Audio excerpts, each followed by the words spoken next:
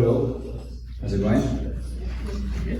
Always fun to do a 4 o'clock session. So hopefully you're still awake. Open the eyes. It was great actually meeting everyone, or most everyone on the session previously. I think it was a good kind of warm up some stuff, and the sessions before me talking a lot about things that we believe in as well. So what I wanted to talk about here today, and I'll touch about Tonkin more specifically at the end of the presentation, but really thinking about experience and processes almost from a product-led point of view, where context and change is actually an important part of how you look at a problem, and looking at the problem from a people perspective and not from a data perspective. And so let me jump into something that related but unrelated, but then related again, which is research that I saw a couple of years ago that a lot of you might know people in the bucket, folks that goes to a doctor, do their checkups, and being told by the doctor, if you're not going to change your habits, if you're not going to eat healthy, if you're not going to exercise, if you're not going to change this or this behavior, you're literally in a risk of dying. And what was shocking to me was that 90% of people in that study did not change their behavior, even on the risk of dying, of literally getting that prescribed from the doctor. And so the question that comes next is, why do we think that people would follow a process inside a company that forces them to change their habits when they literally will die before they change their habits? And so we have worked with enterprises for the last 8 years in many industries and many different departments, from legal to HR to IT, and recently for procurement, where we've seen that problem just firsthand. And again, 2 sessions before we even mentioned similar concepts. It's really comes down to, if you want people to follow your process, you have to think about what matters to them. And this number is from a research. It is highlighted below, where it's 40 to 50%, sometimes up to 80% work spend. But even if you don't have work spend, do you have a good enough relationship when they bring you into the sourcing stage fast enough? Even from earlier this session, someone mentioned people are asking to buy stuff they don't even have a budget. They didn't even check for it. Right? So I think early is important, but also if you look for savings, if you look for efficiency, if you look for compliance, what does that entail to get there? Is it buying more systems and more policies, or is it really increase the adoption?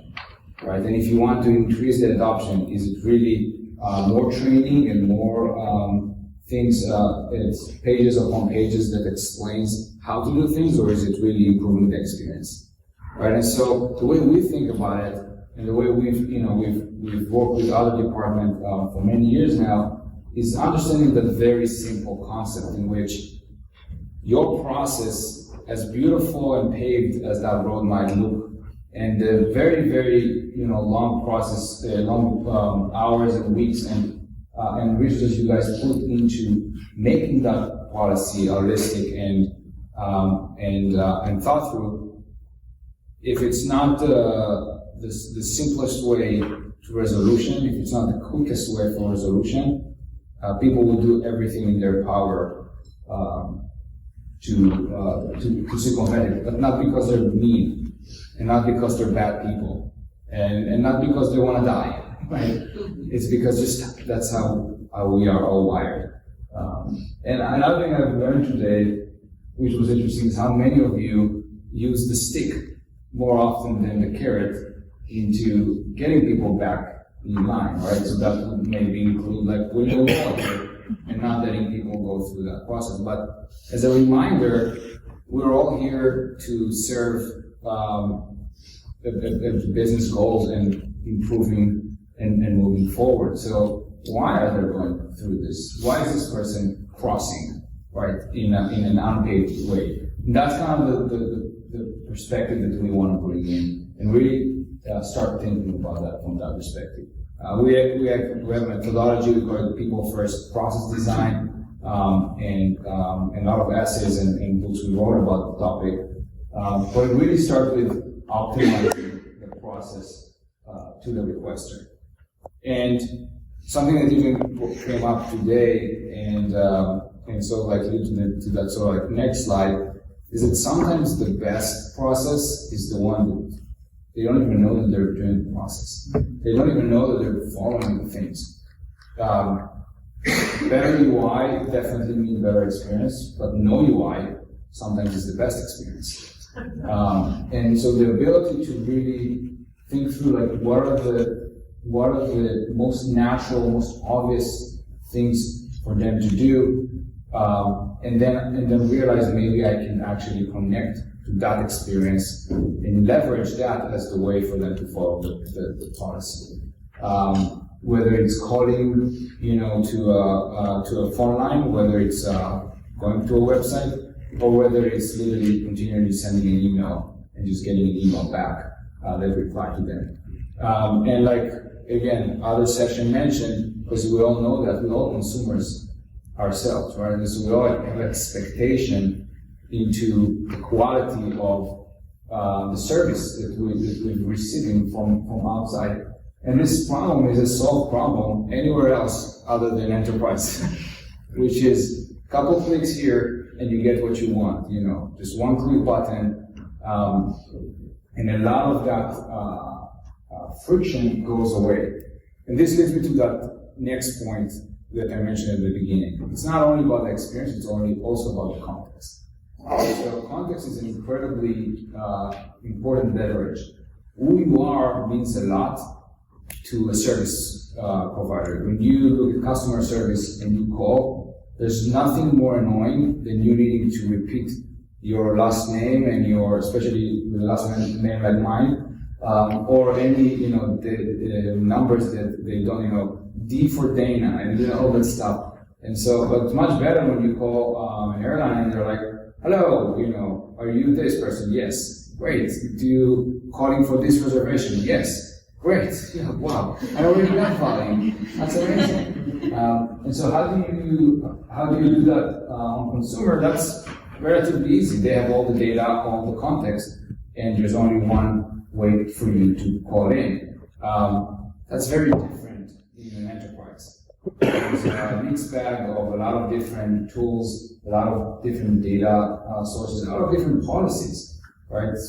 For one things that you're trying to apply, there's this policies. For this other thing, there's a completely different policy, and different process and different data.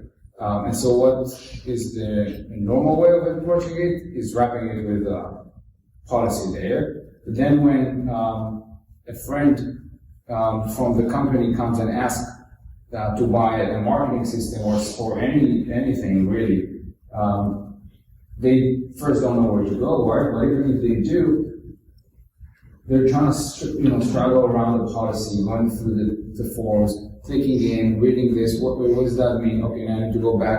Oh shoot, that's not what I actually wanted to do. Let me talk to my manager. Wait, do we even have a budget for it? And so on and so forth. And so some of them will go through the process and use curse words along the way. Some of them will just bounce out and either go to the wrong average spend, or honestly, worse, they'll just give up to the not doing anything. And I know that sometimes not your problem, but in a way it is your problem. It's all of our problem, because if we don't leverage technology, then we're stagnated. and we're gonna get beat up by the next competitor that does that version. So in a way, to actually make this make sense is our job. And so jumping into kind of like how we think about it, we do believe in leveraging context-aware and new technologies like AI, but in a silo they're useless. They have to integrate and sit on top of the things that already exist. So kind of jumping into talking a little bit, we wrap around the different systems and policies to provide that frictionless experience that is context-aware. So, you know, with few clicks, learning all of your policies and all your documents, like ChatGPT does, right, and ability to provide answers with context, integrating with all the different systems, as well as providing, you know, rule-based, UI-based steps for the process. It allows you to reply to the person automatically from wherever they came through, and then guide them through an experience that is tailored to them. If they're a VP, because, you know, we connect to work with them and we know that they're a VP, maybe there's only one question I need to ask them. Maybe I should actually tell them, give them some other insight into, hey, just FYI, you just approved this other thing and you only have like that much of budget left. Do you even aware of that? If it's a small purchase and it's an IC, is it a tailspin? Maybe I need them to do 3 bids and a buy. Wait a second, why do I need them to do it? Click here, it will automatically generate 3 bids and a buy for you. Maybe I need an RFI. Why do I need to copy paste things? Just give me the URL of the vendor, and then Tonkin gonna scrape that website, extract the information, and generate a template from your template of an RFI. So those are the type of things, in the example here, they literally reply back with the PDF ready to send. So those are the type of things that when I talk about context, when I talk about frictionless, is where we can think about that. And so today we, almost forgot, you know, obviously visibility is an important piece of this entire thing. Knowing where you are, what are the next steps. If it's simple request, just auto handle it for me. If it's a complex request, create that visibility and transparency into where things are through approvals and through different departments, and orchestrate that and coordinate that human in the loop part of it, which is also a big thing.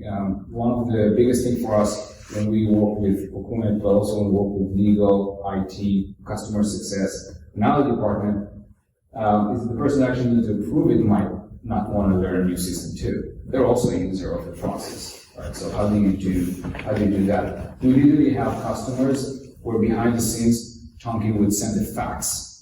I'm not kidding, like an actual fax to a different company as part of the process, and it's completely automated and abstracted away. What's exciting for us today, and we've launched it earlier this week officially, we've been working with customers for the last few months, is our offering for procurement. So we're taking our 7+ years of experience in other departments and bringing to the processes of procurement. We always work with procurement as part of the process, but now, you know, as the entry point as well. And what it means really is that you can take the entirety of the process from the intake to resolution, again with a minimum. And I see some of the text kind of moved around, but through the resolution with, again, the context-aware aspect of it and the minimum or actually zero change management in a lot of those things. So for us, the only way to bring adoption is to actually don't need to have adoption. Just try to minimize it to the minimum. And we have companies, or actually I should say most of our companies, you really only have 2, 3, maybe 10 people that even know that Tonkin is there. The power user, if you will, that lives in Ariba can stay in Ariba. The end users, they might fill a form, they might just send an email, they might have a Microsoft Teams or Slack External vendors are sending emails, they get back a reply, they think it's a human, but it's actually, talking. So again, no change is actually better than the need of managing change. And so that's kind of our philosophy. Sometimes you need, but if you can avoid it, that will be the natural way of people to interact. And so the adoption will go higher, and therefore the business goals. And so, we're very proud of the size of companies we're working with. This is just a few that allows us to put their names. You guys are very good at negotiating some of those those out. But yes, please check us out and give us your feedback. We're very excited to work with your functions and departments further. So thank you very much.